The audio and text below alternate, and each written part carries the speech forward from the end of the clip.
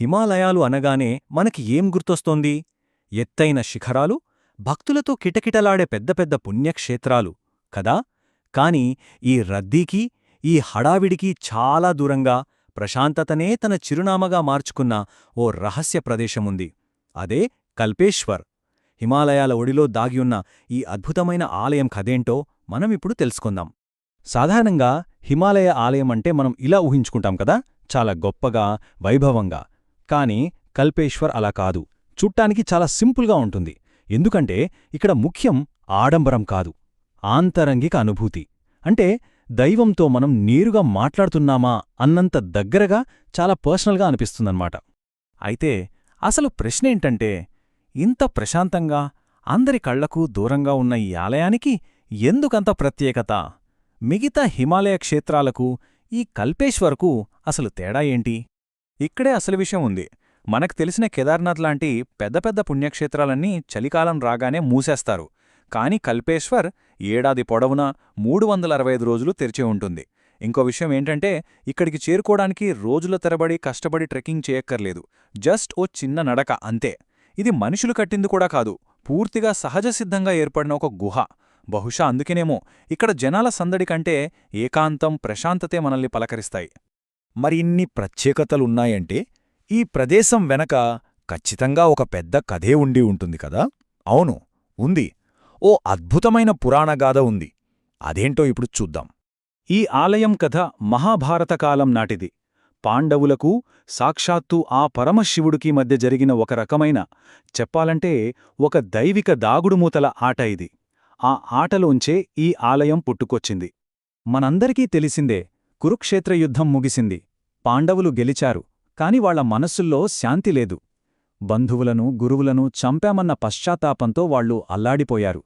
ఆ పాప ప్రక్షాళన కోసం వాళ్లు శివుడిని వెతుక్కుంటూ హిమాలయాలకు బయలుదేరారు. అయితే శివుడు వాళ్లకి అంత సులభంగా దర్శనమివ్వాలనుకోలేదు. వాళ్ళని పరీక్షించాలనుకున్నాడేమో.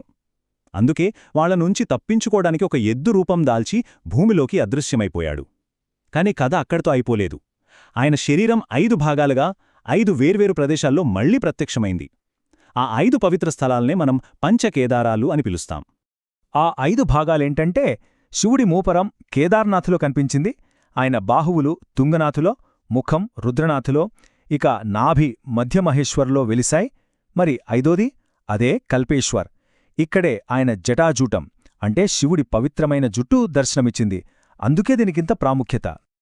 ఇది పురాణకథ. కాని ఈ కథకి, ఈ ఆలయమున్న ప్రదేశానికి భౌగోళికంగా కూడా ఒక అద్భుతమైన సంబంధం ఉంది. ఆ పురాణం, ఈ భూగోళం ఎలా కలిశాయో ఇప్పుడు చూద్దాం. ఒకసారి మనం ఆ ప్రదేశాన్ని ఊహించుకుందాం. ఉత్తరాఖండ్లోని చమోలీ జిల్లా. అక్కడ ఉర్గాం అనే ఒక అందమైన లోయ. ఆ లోయలో దాదాపు 2200 మీటర్లు ఎత్తులో కల్పగంగా నది ఒడ్డున ఉంది ఈ కల్పేశ్వర్. నిజానికి ఈ ఆలయం ఉన్న ఈ ప్రదేశమే దానికింత ప్రత్యేకతను తెచ్చిపెట్టింది.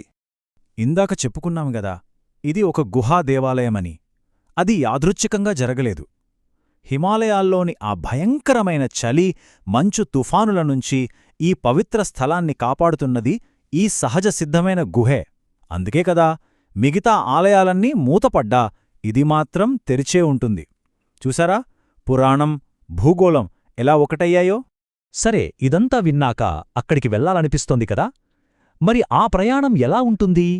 ఈ యాత్ర ఎందుకంత సులభం, అందరికీ ఎందుకంత ప్రత్యేకంగా అనిపిస్తోంది? ఇది వింటే నిజంగా ఆశ్చర్యపోతారు. హిమాలయ యాత్ర అంటేనే మనకు గుర్తొచ్చేది రోజుల తరబడి సాగే కఠినమైన ట్రెక్కింగ్.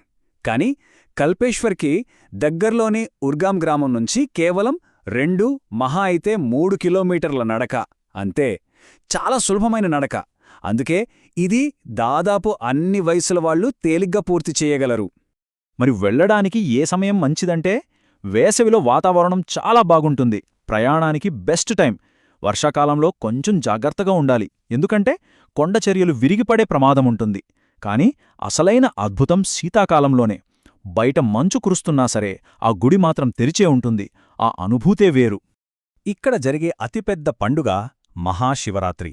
మామూలుగా ప్రశాంతంగా ఉండే ఆ గుహ ఆ ఒక్కరోజు మాత్రం దీపకాంతులతో, వేదమంత్రాలతో, స్థానిక భక్తుల కోలాహలంతో దేదీప్యమానంగా వెలిగిపోతుంది. అది ఇక్కడ సంస్కృతికి ప్రాణంలాంటివి. ఇక చివరగా కల్పేశ్వర్ మనకిచ్చే అసలైన సందేశమేంటి? అక్కడికి వెళ్తే మనకు కలిగే అసలైన అనుభూతి ఏంటి? ఒక్క మాటలో చెప్పాలంటే ఇది వైభవాన్ని చూసి మురిసిపోయే ప్రదేశం కాదు. కల్పేశ్వర్ ఆలయం వైభవం గురించి కాదు, ఇది దైవత్వంతో సాన్నిహిత్యం గురించి. అవును, ఇక్కడికి వచ్చేది ఆకాశాన్నంటే కట్టడాలను చూడ్డానికి కాదు, ఆ దైవత్వంతో ఒక వ్యక్తిగతమైన, ప్రశాంతమైన బంధాన్ని అనుభూతి చెందడానికి. అంటే కల్పేశ్వర్ మనకు ఏం నేర్పుతోందంటే, పవిత్రత అంటే ఎప్పుడూ భారీ కట్టడాల్లోనో, ఆడంబరాల్లోనో ఉండదు. కొన్నిసార్లు అది హిమాలయాల్లో వీచే గాలి సవ్వడిలో, పక్కనే ప్రవహించే నది శబ్దంలో, ఒక నిశ్శబ్దమైన గుహలో కూడా దొరుకుతుంది. సో ఈ ఒక్క ప్రశ్నతో ఈ అంశాన్ని ముగిద్దాం. ప్రతిదీ గ్రాండ్గా, పెద్దగా ఉండాలని కోరుకునే ఈ ప్రపంచంలో ఒక చిన్న, సాధారణమైన గుహలో దొరికే నిశ్శబ్దంలో, ఆ ప్రశాంతతలో కనిపించే పవిత్రతకు మనమిచ్చే విలువ ఎంత?